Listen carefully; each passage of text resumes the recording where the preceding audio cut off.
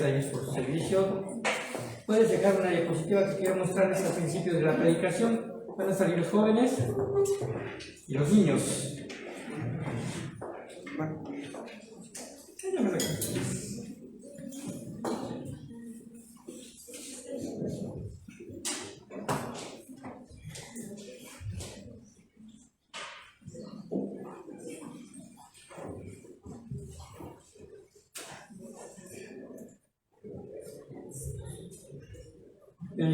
Ya hay una imagen ahí, ¿verdad?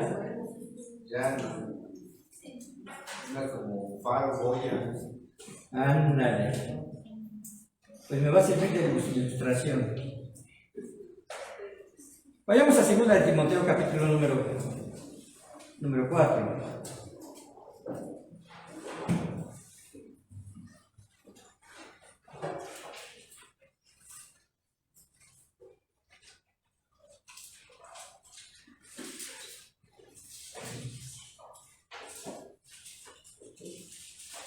Segundo de Timoteo número 4.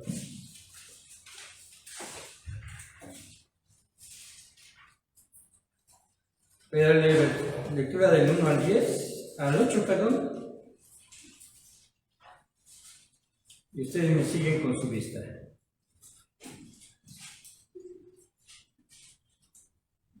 Para entender mejor la lectura, pues sabemos que es Pablo quien está escribiendo esta carta. ¿A quién? A Timoteo. Y hemos visto algunas palabras que le da, exhortaciones, ¿verdad? Para que pueda servir eso en la vida de Timoteo y edificar a la iglesia en la cual él estaba. Y hemos hablado de que, pues, aunque estas palabras están dirigidas a Timoteo, también están dirigidas a nosotros como creyentes. No podemos escaparnos, ¿verdad?, de ese sentir del apóstol Pablo, porque es una revelación de nuestro Dios para que se pudiera escribir, ¿verdad?, palpar y quedará para nosotros. Hermanos, gracias a Dios por eso, porque la Biblia, una vez que se completó, nos sirve de una guía espiritual, pero también una guía eficaz y objetiva para la vida de los creyentes. ¿Para qué? Para que hagamos una diferencia con este mundo, para que no estemos, ¿verdad?, nosotros pues en una mezcla, ¿verdad?, con las actividades, el pecado, el sistema en el cual el mundo está envuelto. Y dice así: te encarezco delante de Dios y del Señor Jesucristo, que juzgará a los vivos y a los muertos en su manifestación y en su reino. Lean el versículo número 2, por favor. Que prediques la palabra, que insistas en muy fuera del tiempo, redarguye, reprende, exhorta con toda paciencia y doctrina. Porque vendrá tiempo cuando no sufrirán la sana doctrina, sino que teniendo comezón de oír, se amontonarán maestros conforme a sus propias concupiscencias y apartarán de la verdad el oído y se volverán a las fábulas. Lean el 5, por favor. Pero tú estés sobre en todo, soporta las aflicciones, haz obra evangelista y cumple el ministerio. Porque yo ya estoy para ser sacrificado y el tiempo de mi partida está cercano. He peleado la buena batalla, he acabado la carrera, he guardado la fe. Por lo demás me está guardada la corona de justicia, la cual me dará el Señor juez justo en aquel día, y no solo a mí, sino también a todos los que aman su venida. Bueno, las historias de los barcos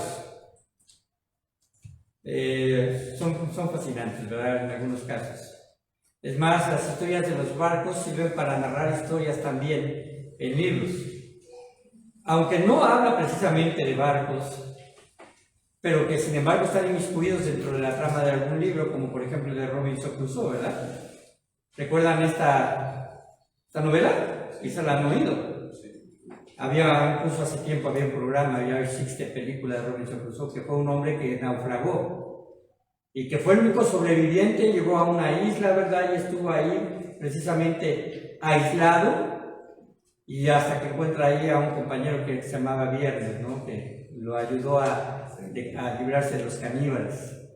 Bueno, pero sin lugar a dudas estuvieron envueltos los barcos, porque él tuvo que naufragar de algún lugar de transporte, ¿no?, y naufragó de un velero. Entonces, ¿podemos imaginar un velero? ¿Cómo es un velero? Un barco con un mástil, con 2 o 3 mástiles con velas movidos por el viento, que eran muy propios de los que se utilizaban en el tiempo de Pablo cuando él precisamente navegaba por el mar Mediterráneo. Pero hay otros tipos de barcos, no solamente los veleros, sino las goletas, las carabelas, los barcos vikingos, que tenían ciertas similitudes, pero todas se asocian con el mar. Y aquí hay unos barcos que definitivamente se asocian con el mar, ¿verdad? Por eso es que son barcos. En la parte de atrás vemos un carguero, pero en la parte de frente me sirve de ilustración y además me sirvió un poco de enseñanza porque yo desconocía que existía este tipo de barcos. El hermano Miguel decía, ¿qué es? Bueno, se llaman barcos faro. Barcos faro. Y cuando hablamos de un faro en la oscuridad, a veces nos imaginamos más bien un faro que está sobre una roca, sobre tierra, donde ahí está el farolero y la prende durante las noches o los días de tormenta, con el propósito de guiar a quienes, a los barcos. Y los barcos, la vida de los marinos, los capitanes que están precisamente al frente de un barco, deben de conocer precisamente estas señales, sobre todo en tiempos donde quizás no haya luz de la noche porque haya mucha bruma, haya muchas nubes, ¿verdad? Y se encuentren en total oscuridad. Y tienen que ver a lo lejos esa luz para prevenirse de no llegar a encallar. Y podemos ver que a lo mejor en muchos lugares todavía hay esos faros y todavía se encienden y funcionan. Cuando estaba leyendo un poco acerca de este tipo de barcazas, estos barcos faro, yo pensé que todavía estaban en uso, porque si nos vemos no está muy lejos eso. Son modernos, ¿no? Pero sin embargo, tampoco tiene mucho que dejaron de ser útiles. Estaba leyendo la historia y quizás alguno que otro todavía funcione, pero de forma oficial dejaron precisamente de funcionar alrededor de 1980. Yo ya había nacido. Y espero que usted también, ¿verdad? Sí. Y a pesar de haber nacido en esa época, yo no los conocía. ¿Los conoció usted? No. Ahora tienen peculiaridades bastante interesantes que me llevan a pensar con respecto a poder hacer una metáfora o un símil para con la iglesia. ¿Por qué? Porque esos barcos faro representan la supervivencia de barcos más grandes como el que está al fondo. Porque en lugares donde los faros terrestres no se pueden colocar, entran precisamente en función ellos. Sobre todo, leyendo un poco acerca de esto en el mar Egeo, en el mar Muerto, donde se utilizaban más, en el mar Mediterráneo también, o en los lugares como Noruega, donde era muy fácil que encallaran los barcos. Pero tiene una característica diferente a los faros que en tierra, y es que este se puede mover.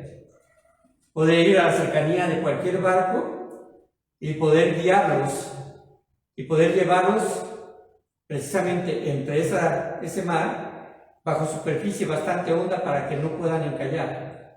Otra de las características, ¿verdad?, es que su casco es mucho más grueso que incluso a veces que los barcos a los cuales guían. ¿Y por qué es esto? Porque son más gruesos, porque contienen una placa de hierro más grande, incluso se maneja que tienen no solamente una sola capa, sino de 2 a 3 capas diferentes, de tal forma que si se rompe la primera, evita que se hunda, porque la segunda le sirve todavía precisamente para estar a flote. ¿Y para qué le sirve esto? Para romper los arrecifes y para cuando quede encallado romper la roca. Tiene unas características especiales porque en realidad, ¿verdad?, no son veloces, pero son lo suficientemente fuertes, con motores suficientemente fuertes para evitar quedar encallados. Así que este barco lo que hace es precisamente se enciende el faro en la parte superior y guía a los demás. Un barco que tiene 7 o 8 personas de tripulación contra barcos pesqueros o barcos de transporte que llevan muchísima más tripulación y que ponen toda su confianza en el barco faro. Si se equivoca el barco faro, pueden llevar precisamente a hundir al barco que les sigue. Ahora, hermanos, han quedado obsoletos, como lo dije.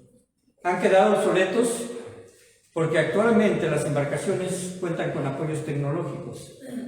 Los barcos ya cuentan con sonares, lo han hecho por muchos años, pero estos sonares ya son todavía mucho más sensibles y aparte están precisamente sostenidos por GPS marítimos.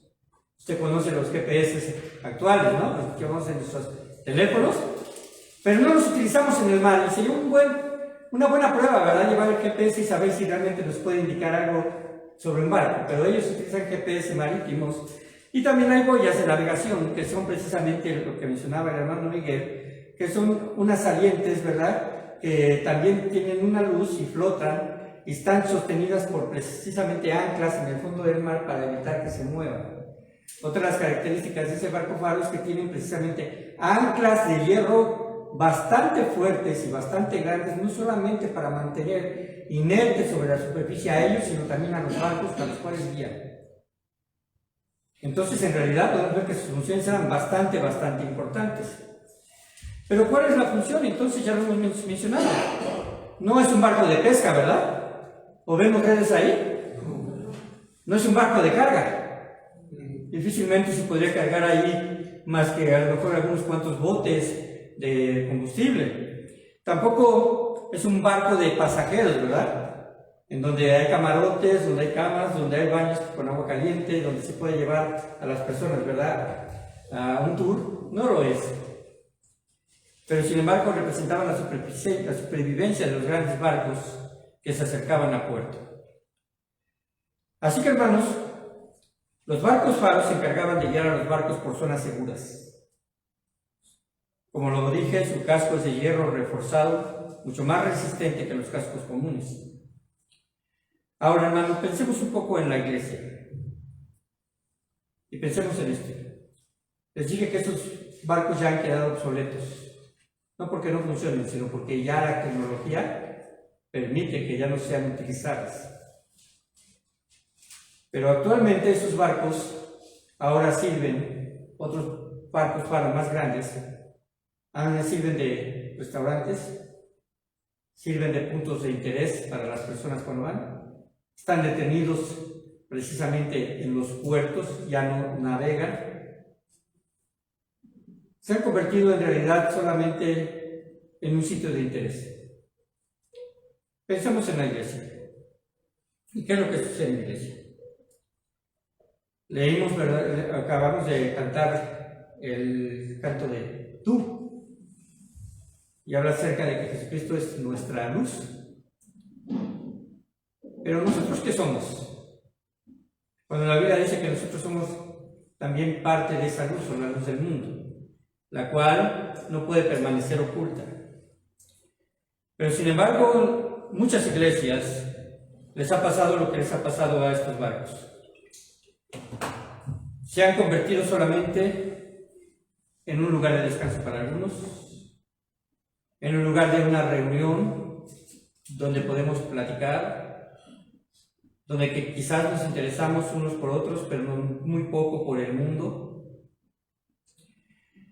donde nos hemos detenido y sin saber hemos encallado y hemos dejado de funcionar con el propósito que fue creada la iglesia. ¿Con qué propósito fue creada la iglesia? Cuando aparece en Mateo 28:18, que Jesucristo les dijo: toda potestad me es dada en el cielo y en la tierra. Dice, por tanto, id y haced discípulos a todas las naciones. Y un discípulo no puede ser discípulo al menos que tenga una enseñanza. Y esa enseñanza tiene que ver con el Evangelio. En Hechos también dice que me seréis testigos en toda Judea, ¿qué más? En toda Jerusalén, Judea, Samaria y hasta el último de la tierra. Y cuando se habla un poco acerca de este tema, de que debemos ser testigos, ¿verdad?, está hablando de que somos portavoces y somos heraldos. Y en ocasiones se utiliza esta porción de que debemos ser testigos en Jerusalén para simplificar un esquema de predicación empezando de nuestro lugar de origen, que es nuestra Jerusalén. Nuestra Judea representaría aquello que está fuera precisamente de nuestra ciudad, pero que pertenece a parte de nuestro municipio, y así Samaria pertenecería al Estado y después, o al país, y después se dice que hasta el fin de la tierra todas las naciones vecinas. Pero vemos la predicación como una forma progresiva, cuando también debe de ser simultánea. Es decir, si estamos predicando aquí, debemos apoyar para que también en otros lados se predique. Así que, hermanos, la iglesia y cómo es específicamente nuestra iglesia. Y el enfoque de esta predicación es reflexionar por qué en ocasiones, de forma personal e individual, en cada uno de nosotros disminuye la pasión por la predicación del Evangelio. Porque la predicación, ¿verdad?, es poder de Dios para salvación. Y Pablo incluso agarra y dice, bueno, si algunos predican a Cristo por contención, bueno, que lo prediquen, pero en realidad la motivación correcta sería precisamente porque Dios nos amó primero. Por eso es que nosotros debemos amarle a Él. Y la expresión de un amor genuino a Dios es precisamente la divulgación con nuestra propia palabra, en nuestro testimonio, de lo que Él ha hecho en nuestra vida para que otros también sean alcanzados y permeados con la salvación que el Señor da. No hay otra forma. No hay métodos que valgan, no hay espectáculos que podamos traer a la iglesia para dar una cierta apariencia de que las expresiones emocionales pueden llegar a lo mejor a salvar a las personas, porque las estaríamos engañando. El Evangelio en realidad es bastante amplio para poder entender que no solamente habla de la vida eterna, sino habla también de un castigo. Habla de un infierno y habla de un cielo. Habla de un solo camino, el cual es nuestro Señor Jesucristo, y de una sola verdad, en la cual también nuestro Señor Jesucristo, pero también está contenida en su santa palabra.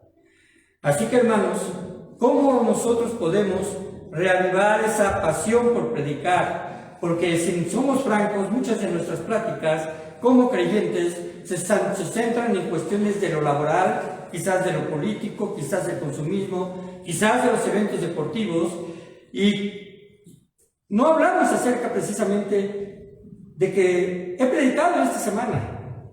No compartimos el gozo de haberle dado el Evangelio a alguien y que haya recibido a Cristo y decirle, hermano, esta semana yo, ¿verdad?, fuera incluso de un testimonio a nivel iglesia, le hablé a una persona.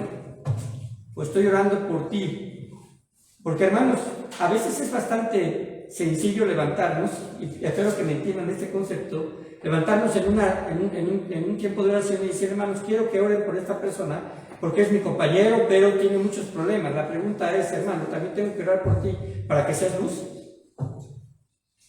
Tengo que orar por ti para que te concientices de que tú también eres parte del herramental de Cristo para poder llevarlo a Él precisamente a la salvación, no porque tú lo hagas, sino porque el Espíritu Santo actúe a través de ti.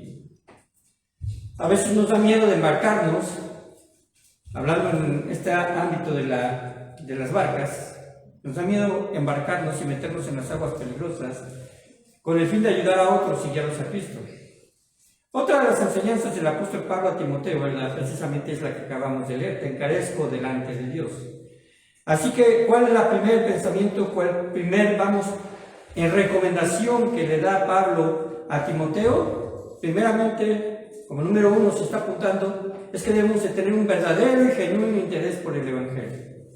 Debemos de tener un interés y genuino, un verdadero y genuino interés por el Evangelio.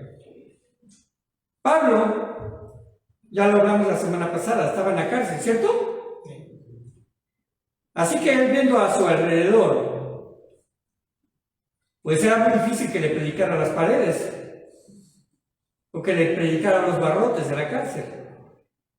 Muy seguramente le predicó al carcelero que quizás le bajaba de comer, o al hermano en Cristo que le llevaba y que le podía entregar algunas quizás cartas y a su vez por medio de él llevar cartas a otros.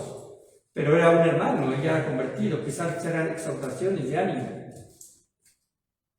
Entonces, ¿cuál era el medio que Pablo quería utilizar? El medio era precisamente Timoteo. Y le dice, te encarezco delante de Dios y del Señor Jesucristo. Quizás en el pasado, antes de que conociera a Cristo y conociera precisamente el principio de que no jurarás o no utilizarás el nombre de Dios en vano, quizás en algún momento le gusta decir, te lo juro por Dios, ¿no? Te lo juro por Dios.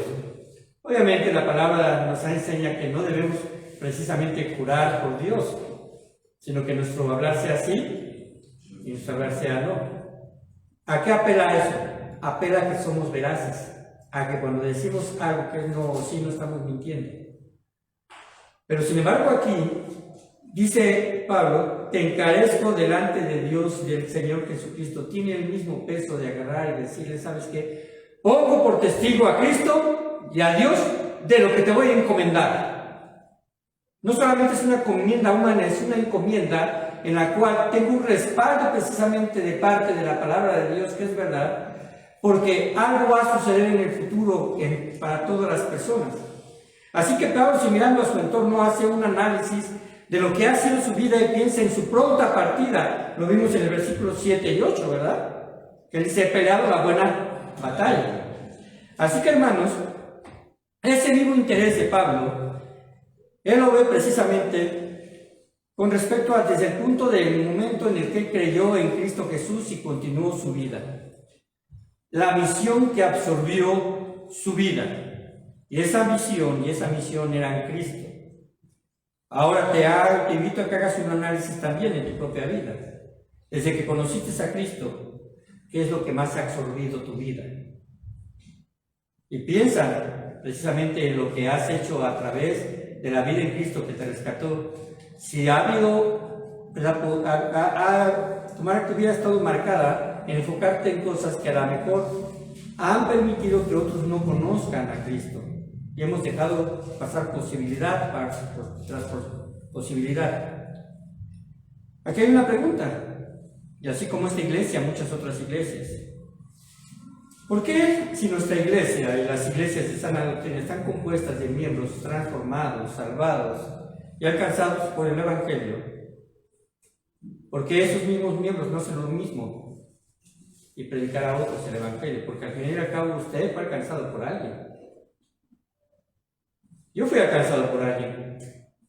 Realmente yo no tenía mucho interés en ir a una iglesia en su momento, pero fui alcanzado por alguien, quizás en el lugar menos esperado, porque fue a través de una cancha de básquetbol, de unos creyentes que fueron y querían jugar conmigo. Quizás ni siquiera les interesa predicarme, sino solamente jugar. Pero en el momento que empezamos precisamente a convivir, tuvieron la oportunidad de predicar el Evangelio a mi persona y el poder precisamente yo llegar a los pies de Cristo. Yo me pregunto, ¿cómo fue usted? ¿Cuál fue su conversión? ¿Una invitación a una iglesia? ¿Un tiempo de campaña evangelística? O quizás, ¿verdad?, viene de una familia donde su padre, su madre le habló de Cristo y usted lo conoció así. Así que, hermanos, podemos nosotros pensar un poco más acerca de esto. El tópico de Pablo en esta carta es precisamente darle indicaciones a Timoteo. Indicaciones que le llevarán al cuidado de la iglesia de Dios. Indicaciones que le llevarán a él a transmitir la verdadera responsabilidad de cada creyente de predicar el Evangelio, porque esto de te encarezco es un llamado urgente igualmente importante. Hablando un poco acerca de esta etimología de la palabra encarezco, lo define así el diccionario etimológico: tener intensidad en accionar, o tener intensidad en darle valor. Cuando se dice que la vida se encarece, decimos que está más cara, ¿verdad? Las cosas tienen más valor. Cuando hablamos acerca de que Pablo le dice a Timoteo, te encarezco, le está diciendo, sabes que preocúpate de lo que tiene realmente valor, sé intenso en predicar el Evangelio. Hermanos, el pasaje continúa diciendo, te encarezco delante de Dios y del Señor Jesucristo. ¿Cómo termina este primer versículo? Léanlo, por favor. A ver, con convicción. Adelante. Que juzgará a los vivos y a los muertos en su manifestación y en su reino. Ok.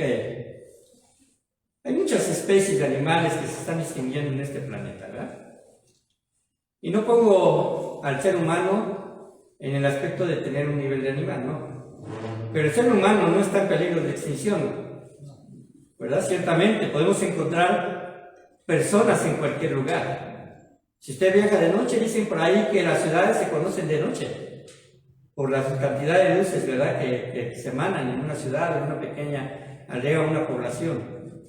Bueno, yo viajaba hacia el norte y había unos lugares bastante desérticos, solitarios, pero de repente, si yo pasaba por la noche, se veía una o dos luces a lo lejos, y eso que representaba, que había personas. Ahora, esas personas están tan vivitas como nosotros. Y dice aquí Pablo: te encarezco delante de Dios y del Señor Jesucristo, que juzgará a los vivos y a los muertos. No importa si pasa usted por un cementerio, esas personas serán juzgadas en el futuro. No importa si usted pasa por una aldea, esas personas van a ser juzgadas en el futuro. Si pasa frente a un antro, ahí hay gente viva, viviendo de una forma equivocada, pero al final serán juzgadas en el futuro. Así que, hermanos, también en el Evangelio debemos de predicar sobre el futuro eterno. Como seres humanos, todos somos culpables y había una condenación para los creyentes con respecto al pecado. Jesucristo vino a pagar por nosotros.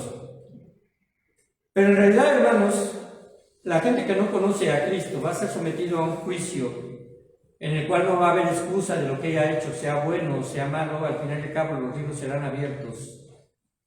Pero los que no se encuentren inscritos en el libro de la vida, ¿qué sucederá con ellos? Serán lanzados al lago de fuego. Serán lanzados al lago de fuego. Ahora, ¿eso no le redarguye en su conciencia? Un juicio que según la Biblia nos habla de sufrimiento, que nos habla de fuego, que nos habla de rechinar los dientes, que nos habla de un castigo eterno, que nos habla de una separación eterna, donde el hombre ya no podrá gozar ni siquiera una pizca del amor de Dios.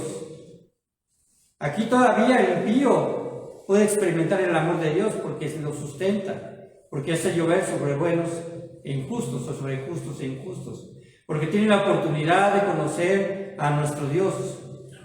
Pero sin embargo, al rechazarlo, lo llevará a ese punto en donde ya la misericordia y el amor de Dios no tendrá acceso a ellos. Y el amor de Dios, hermanos, se manifestó en el sacrificio de su Hijo. Hebreos 9:27 dice: de la manera que está establecido para los hombres, que mueran una sola vez y después de esto, el juicio. Usted y yo somos salvos de la condenación eterna, pero no fue por sus méritos, sino por los méritos de nuestro Señor Jesucristo. Así que, hermanos, si Pablo tiene una preocupación y le dice precisamente a Timoteo: te encarezco, también a nosotros nuestro Dios nos dice que nos encarezca. Nos encarece precisamente la predicación. Que podamos tener preocupación de que cuando aquel que muera sea una gente a la cual nosotros amemos o querramos, o que esté junto a nosotros, nuestros seres queridos, pero no conocen a Cristo, sabemos que su condenación es latente en el infierno. Podremos llorar y lamentarnos porque alguien que muere no conoció al Señor y le amábamos. Pero, hermanos, serán más tristes sus lágrimas si usted tuvo la oportunidad y no le predicó. Porque Dios lo puso en ese espacio. Es cierto que el llamado para nosotros creyentes proviene de Dios. Pero también es cierto que es nuestra responsabilidad orar. Nuestro Señor Jesucristo nos dijo: el dueño de la mies, ¿verdad?, quiere que ponemos al dueño de la mies y que envíe más obreros a su mies. Y Pablo piensa en esto, piensa en Timoteo. Imagina a Pablo ahí en la celda a oscuras y dice: bueno, quiero llevar esta carta, que llegue esta carta a Timoteo. Y ya lo hemos visto, ¿no? Aunque ahí en una de las salutaciones finales, él dice ahí en el versículo número 9 a Timoteo: procura venir pronto a verme. Pero la realidad es que muy posiblemente la carta le llegó a Timoteo cuando ya Pablo había sido ejecutado. Muy probablemente. Ya no se menciona en la carta que Pablo nuevamente haya visto a Timoteo. Pero sea una cosa u otra, él quiere encomendar esto, quiere confiarle la estafeta, la premia a tener precisamente esa confianza en Timoteo para que pueda predicar acerca de la fe en Cristo. Y hermanos, quizás usted en algún momento dado se ha visto con temor de presentar el Evangelio a alguien, temor a que le rechacen. Temor a que a lo mejor le diga no, temor incluso a que incluso, ¿verdad?, le diga con palabras más sonantes que no quiere saber nada de religión, porque ellos lo ven como una religión. Nuestro Señor Jesucristo en cierto momento de su vida manda a algunos de sus discípulos a predicar. Y le dice, si en alguna casa no recibieran sacudir el polvo de sus pies, como testimonio a ellos, de que les fue predicado, pero lo rechazaron. ¿Qué otra cosa podemos aprender? Bueno, que debemos de tener una actitud fiel hasta la muerte. Fíjense lo que dice más adelante. Y quiero que pensemos un poquito en esto antes de llegar al punto donde Pablo habla acerca de que ha peleado la buena batalla. Dice el versículo número 3 y le anticipa y le advierte sobre la forma en la cual la gente va a resistir el Evangelio. Dice, porque vendrá tiempo cuando no sufrirán la sana doctrina, cuando no estarán dispuestos a vivir la sana doctrina de Dios. Buscarán otras alternativas, sino que teniendo comezón de huir, porque la necesidad está en el corazón del hombre, tiene necesidad de oír algo que les pueda aliviar ciertas cosas, pero irán buscando respuestas equivocadas, porque dice que se amontonarán maestros. Obviamente el diablo, ¿verdad?, su trabajo, y tendrá precisamente maestros que lleven a otros al error, porque estos maestros estarán motivados conforme a sus propias concupiscencias, que la concupiscencia es el deseo de pecar. Y si estos maestros tienen discípulos a los cuales les transmiten el mismo deseo de pecar, va a suceder, metiéndoles en prácticas inmundas, haciéndoles hacer cosas incorrectas, o teniendo precisamente una fe puesta en aspectos idolátricos, donde solamente se recauda, ¿verdad?, bienes materiales para esos propios líderes. Y dice, apartarán de la verdad el oído y se volverán a las fábulas. Si un día nos pusiésemos a hacer una lista de cuántas fábulas corren en nuestro mundo a través de las ideologías, a través de las falsas enseñanzas, las doctrinas equivocadas, podríamos tener una lista bastante vasta. Pero ¿qué nos corresponde? Nos corresponde predicar. Hay una ilustración, ¿no?, que cuando nuestro Dios está ahí con Pedro, con Jacobo y Juan, y echan las redes en el mar y recogen las redes, una buena cantidad de peces, de tal forma que dice que las barcas casi se hundían. Después les dice a ellos que los hará pescadores de ¿qué? De hombres, pescadores de hombres. ¿Y qué utiliza un pescador para pescar a sus peces? Las redes. Y esas redes, como en algunos pasajes del Evangelio, dice que Juan y Pedro, ¿verdad?, Jacobo, estaban ocupados en limpiar las redes, en quitar todas aquellas cosas que podían impedir que tuvieran una pesca exitosa, que rompieran las propias redes y se encargaban de coserlas. Alguien dijo, la iglesia se ha olvidado de que tenemos redes y las ha convertido en alfombras. Alfombras que solamente dan comodidad y que precisamente están, ¿para qué? Para satisfacer las concupiscencias o los deseos de algunos, lo que solamente desean oír. Hermanos, después de esto dice, pero tú sé sobrio en todo. Es decir, sé sobrio, atiende y aprende a percibir cuáles cosas son fábulas y que no son propias para poder llevar a las personas a Cristo. Sé sobrio en todo, soporta las aflicciones, haz obra de evangelista. Cuando usted predica, está haciendo obra de evangelista. Y aquí a Pablo le dice de una forma muy directa, cumple tu ministerio. Y hermanos, si estamos en algún ministerio, debemos de cumplir en él. Porque hemos descubierto nuestros dones. Porque sabemos que no todo se hace dentro de una iglesia, sino también para con el mundo. En servir, en ministrar, en visitar enfermos. Y Pablo entonces habla acerca de esto, tener una actitud fiel hasta la muerte, porque yo ya estoy para ser sacrificado y el tiempo de mi partida está cercano. He peleado la buena batalla y he acabado la carrera, he guardado la fe. Hermanos, difícilmente yo podría decir en mi persona que ya estoy para ser sacrificado. Porque yo todavía quiero vivir más años, ¿verdad? Y usted también. Usted no con certeza puede decir, ¿sabes qué, pastor? Yo estoy casi a punto de morir. Y quiero estos últimos minutos o días poder servir al Señor y decirle, he peleado la buena batalla.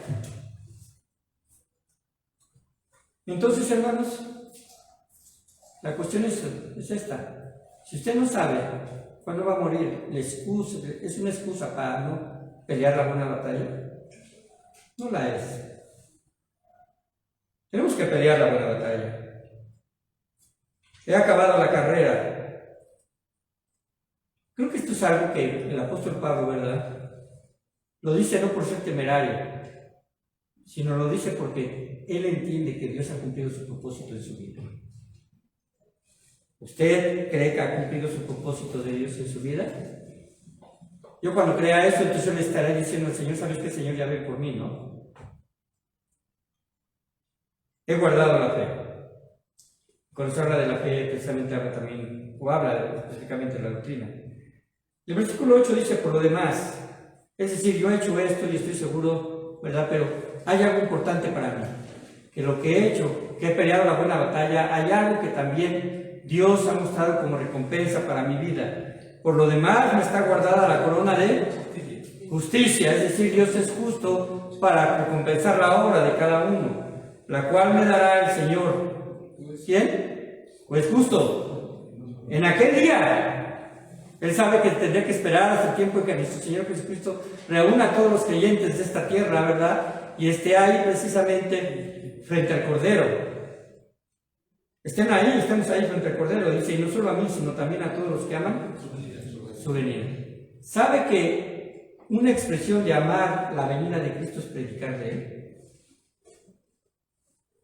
Es algo que también en la Santa Cena se nos recuerda, ¿no? Que la muerte del Señor anunciamos, ¿hasta cuándo? Hasta que Él venga. Ahora Pablo, hermanos, ya no voy a leer los versículos 9 en adelante, pero ustedes notarán que son saludos. Y menciona a varias personas ahí. Y en realidad, hermanos, varias de estas personas fueron copartícipes del ministerio y de tomar la estafeta que Pablo habría de dejar. De hecho, a Timoteo le dice, procura venir a verme pronto. ¿Saben que la predicación es un ministerio delegado? Si los pastores o los hermanos que tienen la bendición y el privilegio es solamente por el Señor, porque es una gracia del Señor el poder transmitir una predicación desde su púlpito, lo que el Señor espera es que esas palabras hagan precisamente mella en el corazón de los demás para que también sean predicadores en el exterior de estas cuatro paredes. La predicación es un ministerio que se delega. Es una delegación pastoral hacia la iglesia y ministerial hacia los ministerios o los maestros de los diferentes grupos. Muchas iglesias, hermanos, a la muerte de su pastor, no tienen otra opción que buscar pastor fuera de sus paredes, porque no se pudo pasar la estafeta ni el ministerio. Estos pastores nuevos que llegan a veces a esas iglesias luchan con ser aceptados, desconocen las necesidades y fortalezas y debilidades de la nueva iglesia a pastorear. Pero esto, hermanos, se produjo precisamente por una falta de responsabilidad de poder nosotros predicar el Evangelio.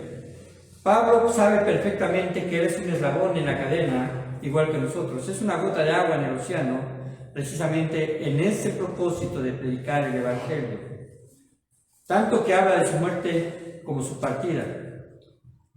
Pero él sabe que el proceso de evangelismo debe de recaer hacia la iglesia, y en este caso es Timoteo, que también es a quien está escribiendo. Nosotros, hermanos, como creyentes, somos como una nota como parte de una gran partitura, ¿no? Piensen un poco en esto. Aquí, pues, varios leen partituras, pero ¿qué pasa si se omite un párrafo de esas partituras en uno de ellos, en una de sus notas? Los demás pueden tocar la pieza completa, pero él va a errar ciertamente. Y hermanos, nosotros somos partes de esto. Aquí en este pasaje del versículo 9 en adelante, quiero leer algo, dice así. Había más gente de la cual Pablo sabía que era parte del ministerio. Está hablando de Timoteo, pero también habló de Lucas. Y acá hay una comparación bastante interesante, porque aquí precisamente dice que Lucas empezó bien y terminó bien. Desde el momento en que fue llamado por Pablo, ¿verdad? Allí en el segundo viaje, él se inmiscuye en la tarea y por lo menos vemos que Lucas participó con él, ¿verdad? Tanto que le acompañó estando en su cárcel. Así que empezó bien y terminó bien. También hubo un Demas. Y ustedes recuerdan que Demas empezó bien, pero terminó mal. Ajá. Él empezó, fue su discípulo, le acompañó, pero después lo sedujo el mundo. Ahí dice en el versículo número 10. Demas me ha desamparado amando este mundo y se ha ido a Tesalónica. Pero también se habla acerca de Marcos, que empezó mal, pero terminó bien, ¿verdad? Y empezó mal en el sentido de que los abandonó en su primer viaje misionero. Bueno, la verdad, hermanos, es que la iglesia a veces llega a tener estos casos de hermanos que fueron discipulados, ¿verdad? Pero simplemente, de cierta forma, dejan de asistir, de estar, pero vuelven a regresar y entonces tienen una vida fructífera. Dentro de los tiempos de Dios, Marcos empezó mal y terminó bien. Y un Alejandro, que era un opositor de Pablo, él empezó mal y terminó mal. Así que, hermanos, es evidente que no nos quedemos aquí, no nos vamos a quedar aquí para siempre. Yo, mi hermano Rogelio, ni los líderes, ni las maestras, ¿verdad? Se van a quedar aquí para siempre. La pregunta es, ¿qué pasa con todos aquellos que no estamos ni siquiera inmiscuidos en orar? Porque si está orando, está haciendo una muy buena parte. Porque la iglesia va a crecer a través de la respuesta de Dios. Hermanos, los ministerios no son una competencia de hombre contra hombre, o de pastor contra pastor, o de maestro contra maestro. Debemos y creemos que debemos de tener una actitud de humildad y sumisión a nuestro Dios. El que debemos cuidar es no poner nuestras manos con ligereza, cuando habla precisamente de que no se imponen las manos con ligereza para dejar a alguien dentro de un ministerio en el cual quizás todavía Dios no le ha llamado, no sea apto. Hermanos, un verdadero cristiano está interesado en predicar el evangelio a otros. Y Dios mismo. Y esto, hermanos, es para cada uno de nosotros, porque yo no voy a notarlo. Yo no voy a estar presente, pero Dios mismo le va a dar espacio a usted para predicar. Y quizás el día de mañana a primera hora. Quizás durante la tarde. Quizás en el mercado, quizás en el trabajo. Quizás en el transporte, quizás en la misma familia. Dios va a abrir los espacios y solamente es una situación entre usted y la responsabilidad que tiene delante de Dios. Jesucristo recibió, hermanos, sobre su cuerpo el castigo por nuestros pecados.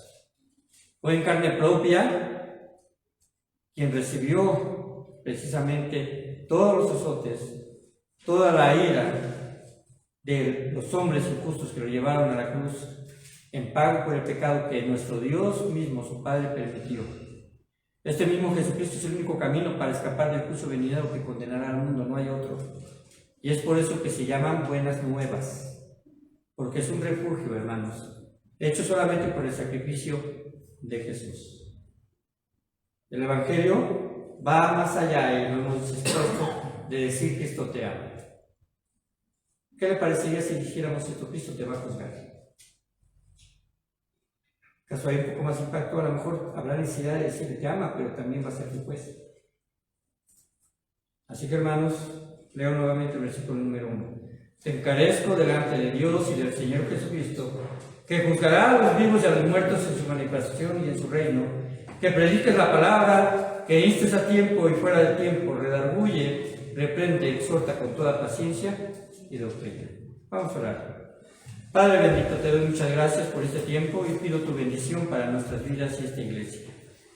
Queremos, Padre Santo, decirte que perdones nuestros pecados y nuestra falta de interés al predicar y permita, Señor, que lo podamos hacer. Padre, entiendo que cuando tú abres los espacios para hacerlo, los resultados, Padre Santo, son más reales, Señor. Así como en cierto momento a Pablo no le permitiste predicar en ciertas partes de Asia, sino llegar hasta Macedonia, porque el propósito era llegar a ese hombre que tenía un corazón sensible. Y Padre Santo, era necesario, urgente, Padre, imperante que se predicara, que ese hombre junto con toda su casa llegaran a la salvación. Pido tu bendición para tu siervo y pido tu bendición para cada uno de los siervos de esta iglesia. No somos más unos que otros, solamente agraciados porque tú así lo has querido, Padre Santo, en ciertos momentos y en ciertas formas y en ciertos ministerios.